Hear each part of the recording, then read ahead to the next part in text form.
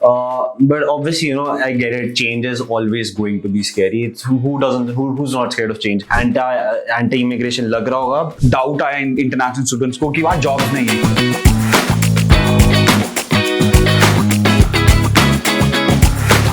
Hey everyone, welcome back to the new episode of Canam Virtual Talks. Today we are going to discuss about Canada. Let's start. So these days we are hearing that Canada is finished and they are not accepting Indian students, and they have done a lot of changes as well. So what's your take on it? So Canada is not finished at all. In fact, we're very far from it. If you think about it, in terms of numbers for 2025 alone, they're expected to issue around 437,000 international study permits. So that's still a huge number. Sure, पिछले decade or so में they've got a lot of Indian students. Exactly. So you have a normal expectation out of Canada that they're going to take in a lot of numbers. But even if you think about this number is still big enough, right? Okay. And so what they're going to do now is they're going to make their policies a little more finer. Okay. And not just take any random student, but they're focusing more on higher quality students and a lot of sustained growth in terms of numbers. So not restricting numbers at all, but it's just sustained growth. Okay. Can you please throw some light on these benefits? So obviously, coming to the benefits of it, let me talk about it. So the first one would be decreased competition. Now with fewer international students, there's going to be decreased competition for each and every student for on-campus jobs and resources. Second, Canada is going to be focusing on getting higher quality students, right? With this entire cap coming into process, they're focusing on gaining serious talent, serious students who are actually going to be dedicated to contributing to Canada's labor market, okay, right? Which would eventually mean better stability and growth for the students itself. So then again, reduced rental market pressure. Obviously, fewer international students means that there are going to be fewer students actually asking for houses, and that's going to eventually ease pressure on the rental market. So at the end of the day, it's all about getting a student visa. Once you do get it, your future is still going to be secured no matter what. So there's no need to panic at all. But obviously, I get it. Change is always going to be scary. It's who's not scared of change? So it's always going to be a fearful factor among students. But you got to understand that Canada is still pro getting good quality students. It's just about getting the better quality students rather than just getting any student at a random. In fact, if you think about it, visa, sure, anti-immigration lag raha hoga aise bol ke, but if you think about it, visa rates are still climbing, right? 90% for undergrads and 92% for postgrad. So this does tell you at the end of the day that as long as you're providing to the Canadian economy as a student, they are always gonna want you there, right? So should you still consider Canada as a country? I definitely think so. It's always going to be a top study destination. Sure, policies change over here, and they're only for the betterment of the students. It's not a negative thing at all whatsoever. So अभी recently बहुत सारे changes हुए हैं Canada में. So उसके ही regarding specifically एक और बहुत doubt आया international students को कि वहाँ jobs नहीं है. So definitely a valid concern. Jobs is the major concern for each and every student that goes from here, and it's not true at all. Okay. So in fact, there's a very high employment rate. So in fact, मैं इसमें opinion नहीं दूंगा अपना. I'll go more according to data over here. Okay. There was a Statistics Canada study revealed in I think Feb 2025, February of this year only, which revealed around 88.6% of international students who graduated from a Canadian institute in 2020 and remained in Canada till 2023 are still employed. Okay, so I feel this is the old data. Do we have of course, like I said, I'm going to stick to data over here. Let me share some other data which is more relevant for students. Okay. So Canadian employment rose by around 76,000, which is around 0.4% in January 2025, with the unemployment rate falling to 6.6%. And this follows an increase in employment in December and November of 2024. However, Statistics Canada reported around 416,000 more people working in January 2025 compared to January 2024. So January 2025 job growth was primarily driven by the private sector, which added around 57,000 jobs. Key sectors with employment gains basically included manufacturing, professional, scientific and technical services, construction, accommodation and food services, transportation, warehousing, etc. etc. So let's talk about the key provinces with notable job growth. Starting with Ontario, employment increased by 39,000, which is 0.5% in January 2025. following a gain of 32,000 in December. Moving on to British Columbia, employment increased for the second consecutive month, rising by 23,000, just 0.8% in January 2025.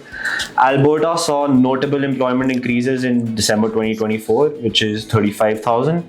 New Brunswick employment also increased there in January 2025 by I think 2,900, which is 0.7%. Talking about Nova Scotia, it experienced rising employment levels in 2025, increasing at a rate of 1.5%. Talking about Saskatchewan, which added around 9,900 new jobs year over year for January. So now we're talking about changes. Can you please explain these changes in detail?